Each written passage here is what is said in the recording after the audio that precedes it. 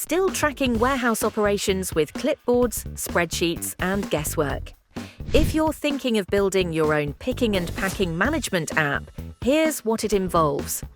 You'll need features like order, pick list and navigation, scanning and inventory check, and packing and labeling. That's 31 screens for both web and mobile.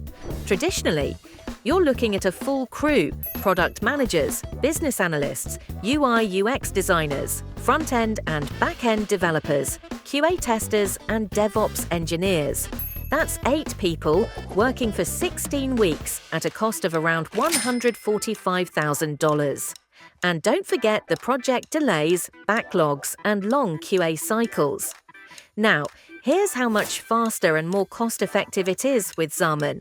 Xamun uses AI to scope the project, auto-generate UI, user stories, test cases, front-end, back-end, and database code, and cut QA time.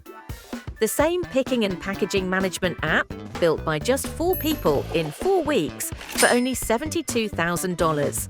That's 75% faster delivery, 100% higher efficiency, and 50% cost savings. Design and build your software with Xamun so you can deliver web and mobile software at enterprise quality and startup velocity. Start a free trial or book a meeting at www.xamun.ai.